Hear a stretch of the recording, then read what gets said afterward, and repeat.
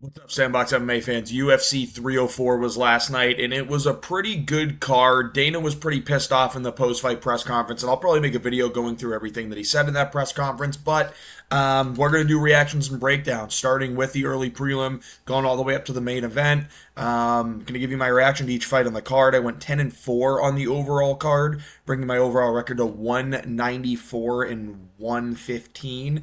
So the Prediction King's back, just killing pay-per-views time and time again. It's these low-level Apex cards that bring my record down, but you know what? It's okay. The card was pretty good. There was a little slew of decisions there, but overall, I thought the card was pretty good. We got a new champion, but we're going to start with the first fight, which is Shauna Banan versus Elise Ardeline. Not much to say here. Shauna Banan wins a decision pretty clearly. She got a split, but I thought she won the fight. I'm not going to spend too much time on that. She just was able to land some side kicks. Ardeline got a couple of takedowns, but overall, I thought Banan won the fight. Yeah, so I'm 1-0 there.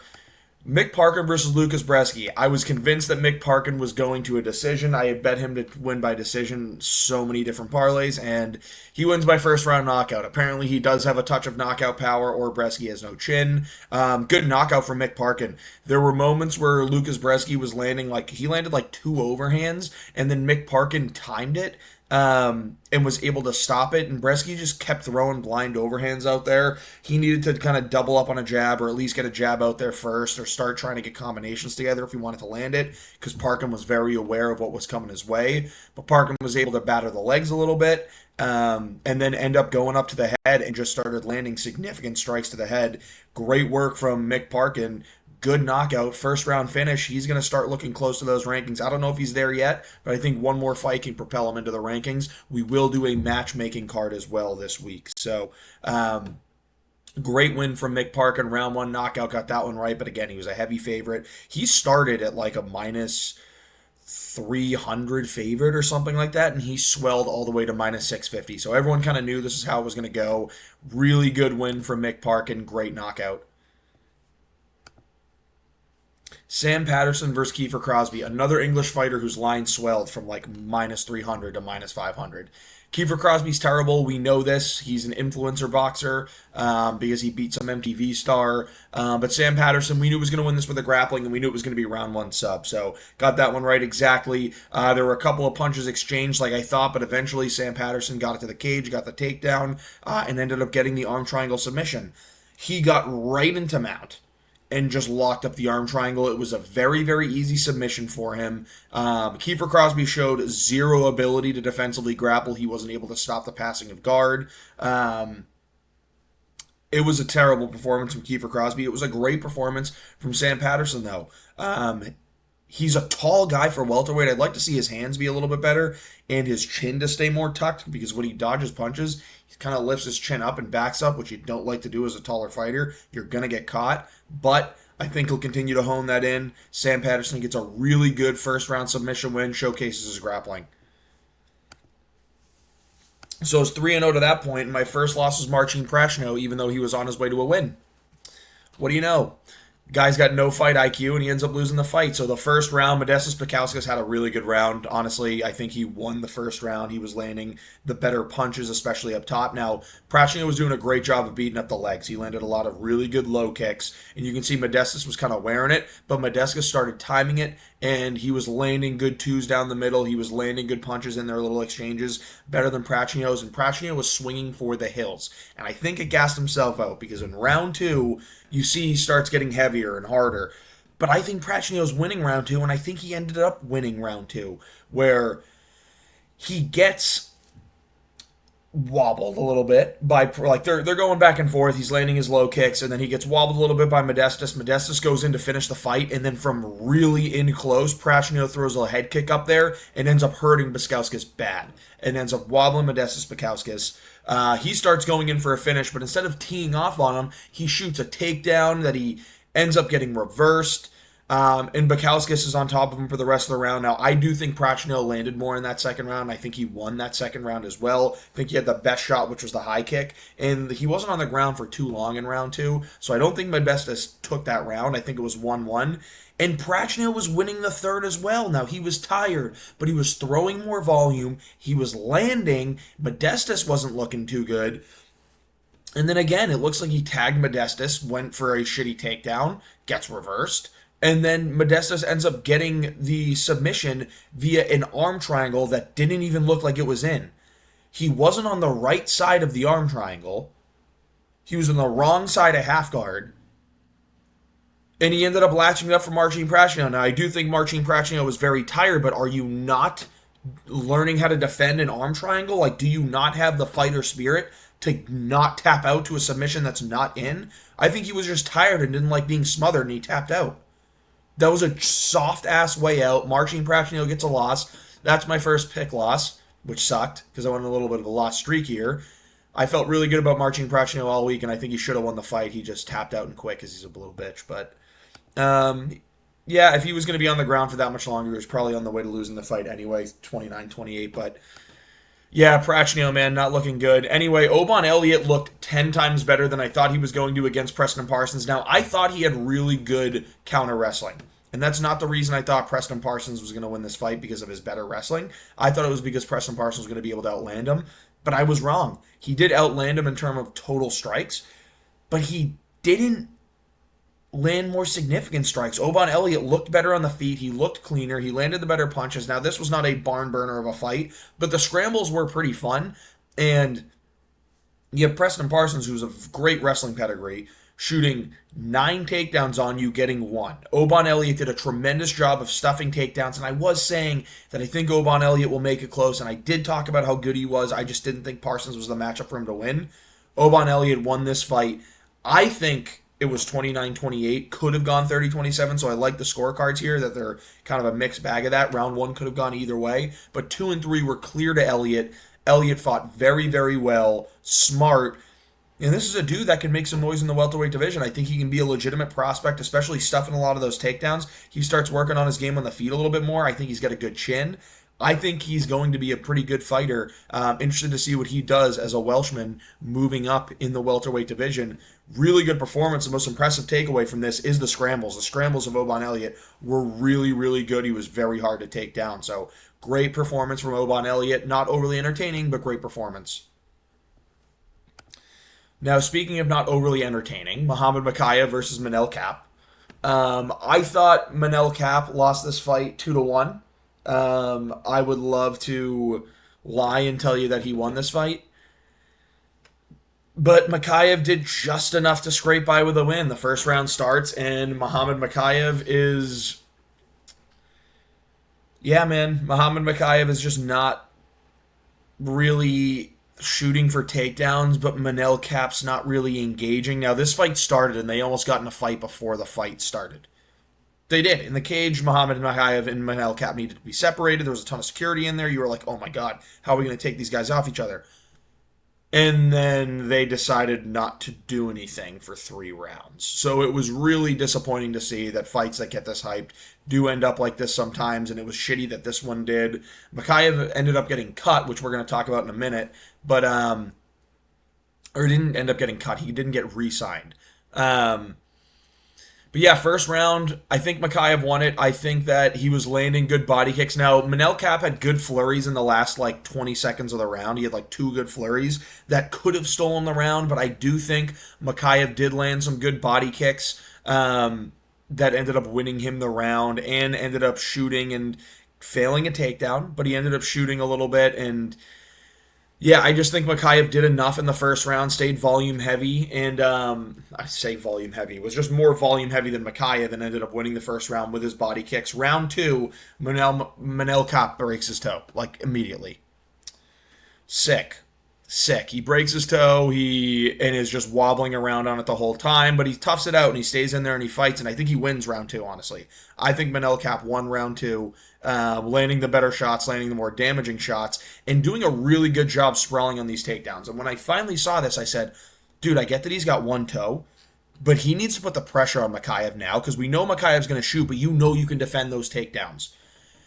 But he doesn't. We get to round 3, and he kind of just tries coasting. Lands a couple of good furies. He starts good. Like, he starts landing really good flurries. Mokaev ends up getting him back a little bit with some body kicks.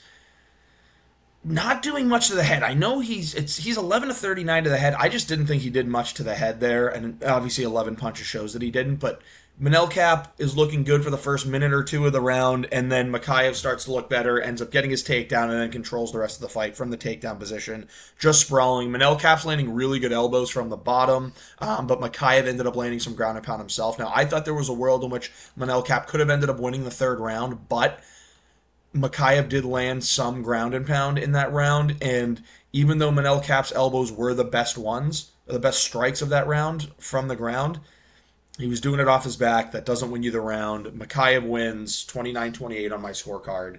Fucking hated that. Manelkap, man, I don't know if I'm just going to blindly follow you anymore because you're based and you're funny. I don't like that performance. I don't like that there was so much hype into this fight and then you put up that performance. I don't like the fact that 2 times before this you've missed weight multiple times. Like, it's just not enjoying it, Manel. Step it the fuck up or you're going to lose a strong fan base. That a lot of people like Manelkap. You're going to lose your fan base if you keep acting like this. Muhammad Mokaev got cut, didn't get re-signed. Dana in the post-fight interview, go check out my Instagram page. I put the clip up there, but he said the PFL is going to have a good, new, undefeated light flyweight prospect. I guess there's a lot of outside the octagon antics that Mokaev gets involved in that the UFC and the matchmakers don't want to re-sign him, and I can't blame him. He's a boring fighter as well, but I don't think that's why he got cut. They have plenty of boring fighters. They have Umar Nurmagomedov. They have Merab Dvalishvili. They have Belal Muhammad. They're not cutting those guys. They're cutting Muhammad Mokaev, or they're not re-signing Muhammad Mokaev because of some outside the cage antics. Now, I think it's because of him luring Manelkap in for a picture and then having his whole team jump Manelkap. It's a dirty fucking move. It's just a dirty fucking move, man, and I think the UFC's done with it. I'm sure there was other stuff that happened before, too, but he's a 23-year-old. Get your act cleaned up. Go enjoy yourself in the PFL, man. The matchmakers are done with him. Dana looks like he's done with him. The UFC is done with him. The fans are done with him. You had a seriously injured Manelkap with a broken toe in front of you that couldn't put any pressure on his foot, and you couldn't finish him. Boring shit fighter. We're going to the next fight because I spent a lot of time on that one. Jake Hadley versus Callan Loughran. What a performance from Jake Hadley. I called this one, so I got 3 in a row at this point in the card, and I go, here we go, another card that I'm going to fucking fuck up, and it's going to suck because it's hard, because my next pick is a plus 200 underdog, Jake Hadley. Jake Hadley destroyed Callan Loughran 30-27, pieced him up on the feet, was able to sprawl and do a good job defending takedowns like I thought he was going to. This fight went exactly how I thought. I thought he was going to be more technical, faster, and better than Jake Hadley. I mean, better than Callan Loughran. I thought going up in weight, he's, again, a similar height, but Callan Loughran, he's big, he's bulky, but he's not that fast, and he's just not that good. Jake Hadley looked really good technically, able to outbox him. The body shots Hadley was landing was really good, and he was pointing at Callan Loughran. I think these guys have trained together before too, so something in this fight, it felt like Jake Hadley knew that he had Callan Loughran the whole time, and Callan Loughran just didn't have anything for him. Wow, hiccups. Hope that doesn't go on the whole video. Jake Hadley, great performance. Tremendous boxing. The low kicks were just landing constantly. 33 of 33 on low kicks. Did a great job of blasting the lead inside leg. I think that helped make it so Callan Loughran was not able to get some of those takedowns. Really, really good performance, Jake Hadley. Very, very impressive. Great stuff from him. So I get that plus 200 underdog right, but of course I got a minus 300 favorite wrong. Molly McCann is terrible. She got the liver shut down immediately, and she got beat up really bad by Bruna Brazil. Lost this fight 29-28, maybe 30-27. Had her body shut down in the first round immediately. Took multiple knees to the body, took a kick to the body. Molly McCann has balls, by the way, because it started with her getting a kick straight between the legs, and she went down like she got kicked in the nuts. So turns out Molly's got a sack. I feel you, Molly. It's a painful shot. And then Bruna just beats up the body after, they come back from the break and Molly's done icing her balls. Really good body knees, and she timed them well. Like, Molly would step in wild throwing with no technique, looking like an idiot, and Bruna Brazil would time a perfect knee up the middle, shut the body down, and then Molly McCann would heal a little bit. Bruna Brazil would blast a body kick and shut the liver down again. So that first round was possibly a 10-8 for Bruna Brazil. Beat up Molly McCann really bad. Round 2, similar story, landing good body shots, but it's not that crazy. They end up going to the grappling, and Molly McCann gets a takedown, but Bruna Brazil ends up reversing it after about a minute and landing some good ground and pound of her own. And very similar stories for round 3. Now, I think Molly McCann did better work on the feet in round 3, and I think Bruna Brazil was starting to wilt, but 3-round fight, not enough. Molly McCann just got destroyed. Terrible performance from Molly. Good performance from Bruna Brazil, but dude, Molly is so bad. I can't keep convincing myself that she can beat some of these fighters because she's in England and she's going to get a robbery decision, or because she looked good in the one fight before this against Diana Belbita. Don't know what I was thinking. Minus 300. I mean, I picked her because I thought she was going to win, but Bruna Brazil absolutely outclassed her. What a performance from Bruna Brazil. And Molly Meatball is fucking awful. Just give her cans. Just give her cans for the rest of her career so we can watch her win and then everything can be happy. Nathaniel Wood versus Daniel Pineda. This fight went very similar to how I thought, except I did not think that Daniel Pineda in the third round wasn't going to gas out and fall apart. Now, Nathaniel Wood's an idiot. Absolutely dumb. He wins the first 2 rounds easily. Got a 10-8 in one of those rounds. Beating up the leg. Had a great solar plexus kick to the body in round 1. And I bet him to win in round 2 or 3 knockout, and he almost got it in round 2. And honestly, if Pineda doesn't get his takedown, he gets it in round 3. He beat up the leg bad. Pineda's leg was really hurt. He was beating up Pineda to the face. Every single hook he would land was perfectly technical, hitting him right in the eye and just shutting the eye off. Might have broken orbital. And then the teep kicks were great too, shutting down the body of Pineda. He outclassed him very badly. But in the final round, Daniel Pineda gets his takedown and just keeps him there the whole time. Nathaniel Wood could have had a finish in round 2 or 3, but what he didn't do is bring Pineda back to the feet. He should have. He kept going into Pineda's guard, landed some good elbows, landed some good ground and pound, but you're not going to finish the fight there when you have the guy dying on the feet already. You should have brought him back to the feet, and you should have knocked him out in round 2. And if not, you knock him out in round 3, and you don't engage in grappling. But he would. I don't know why he's trying to prove to everyone he's extremely well-rounded. We know this, Nathaniel Wood. Just go out there and get a finish. This was your chance to do it. So, again, great performance from Nathaniel Wood, but a little bit of an IQ moment slip by engaging in the grappling. I don't know what he thinks he's doing there. But anyway, great performance all around from Nathaniel Wood. Shows he's good everywhere. Beats up all parts of the body. I think we're looking close to rank contendership for Nathaniel Wood. He is a little small for the weight class, though, so I am nervous that he gets chinned at some point. But very technical, very good Nathaniel Wood.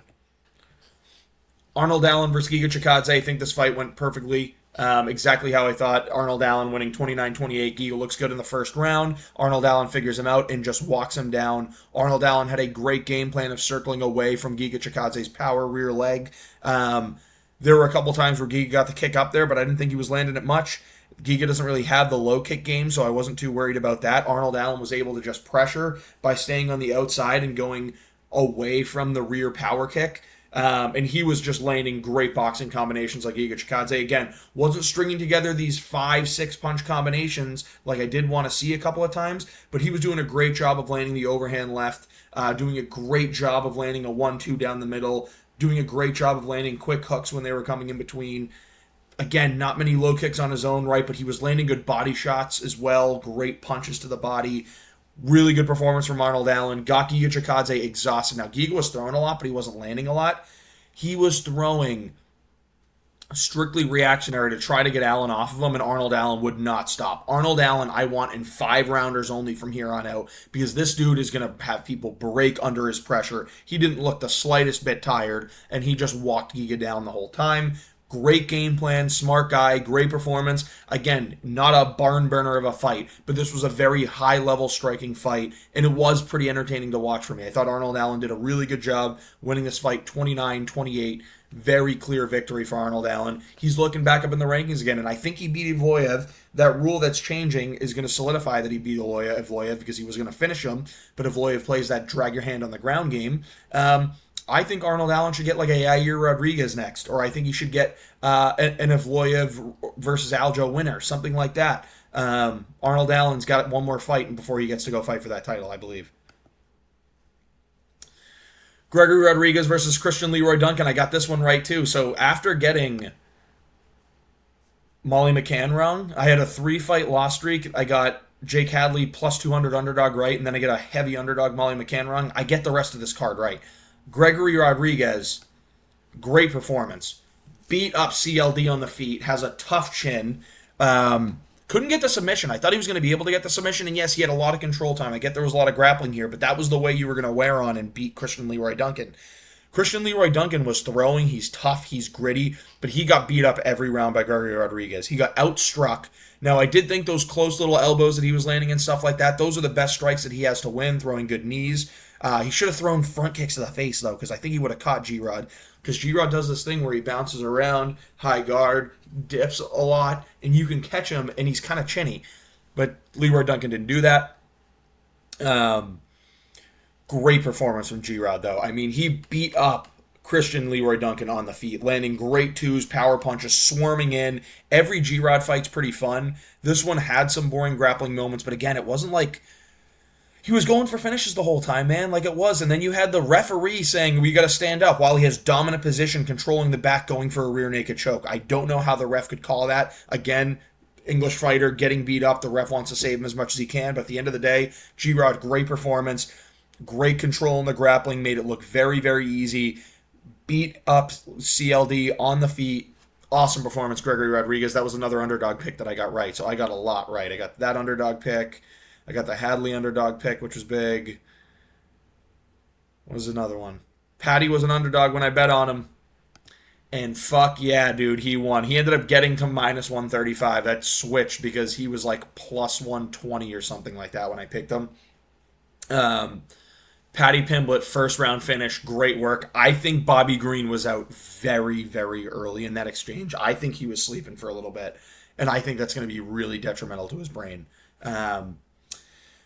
Paddy Pimblett fought with a brilliant game plan. He made, like I said, he has to make Bobby Green walk forward. He would bait Bobby Green by starting to go forward and then throw a little bit, feint a little bit, and then start wheeling it back and getting Bobby Green to start walking towards him. And that's when Bobby was doing bad, throwing ugly low kicks, where Paddy was landing really good low kicks.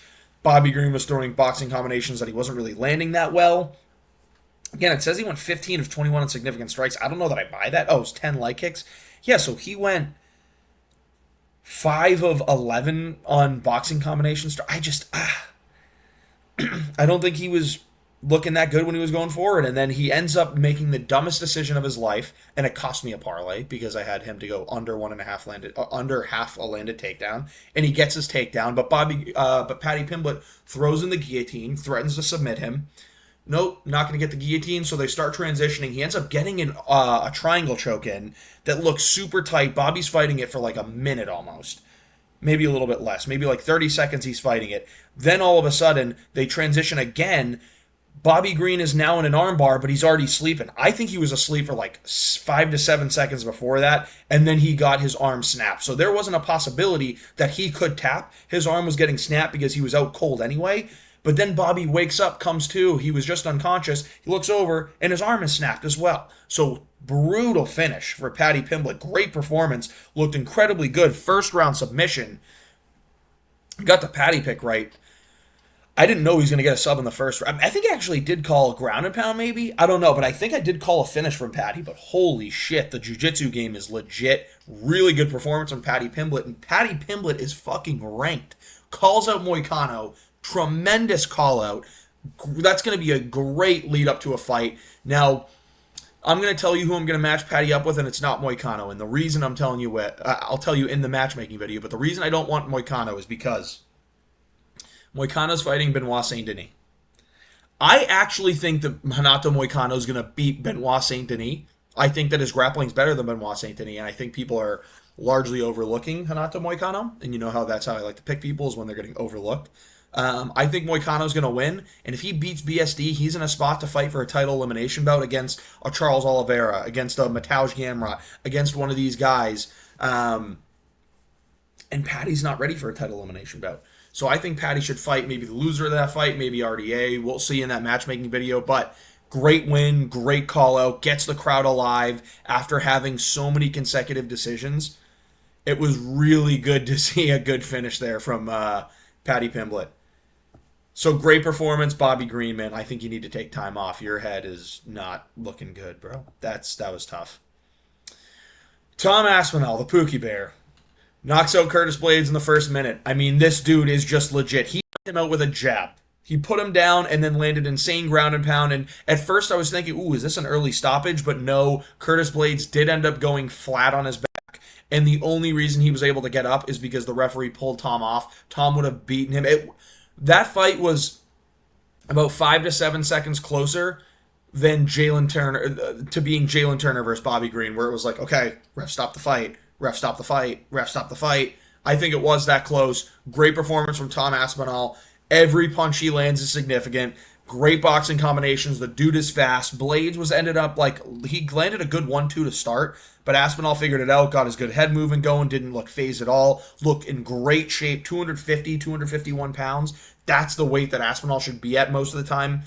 Maybe he can bulk up for Jones to help defend takedowns, but this dude is so fast. Landed incredible boxing on Curtis Blaydes and knocked him out with a jab. Throws the jab, sits him down, misses the two, but gets the follow-up punches, and then he has a all-time moment on the microphone.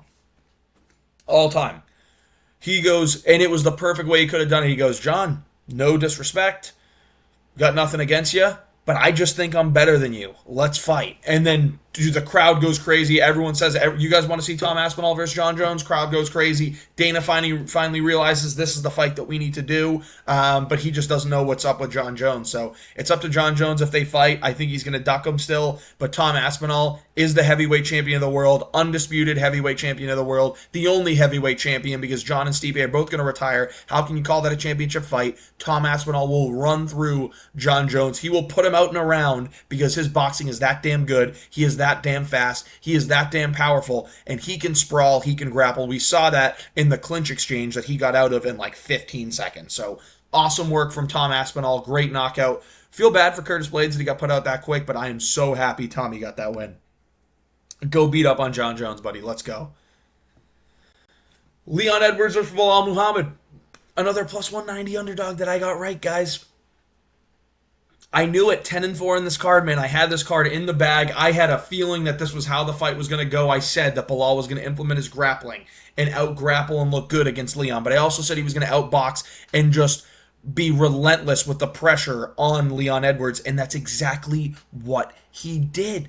Now, I did call a round 5 TKO because I thought Belal was going to stand on the feet a little bit more and continue to break Leon Edwards, but he did go for more takedowns than I expected. He went 9 for 13 on takedowns on Leon Edwards. Colby couldn't do that. Usman couldn't do that. Belal just marched forward, outboxed him, took everything Leon had, and just kept going forward. What a good performance from Belal Muhammad, landing tremendous boxing combination. And again, he's not Canelo. But like landing really good boxing combinations. His jab was working well. That lead uppercut was landing very, very well. I think he could have broke Leon in that 5th round by just beating him up against the cage because Leon was wilting. Leon was tired. In the 5th round, Leon's eyes were closed as he was defending the grappling. He looked so tired, looked like he wanted to sleep. And Belal Muhammad gets the win.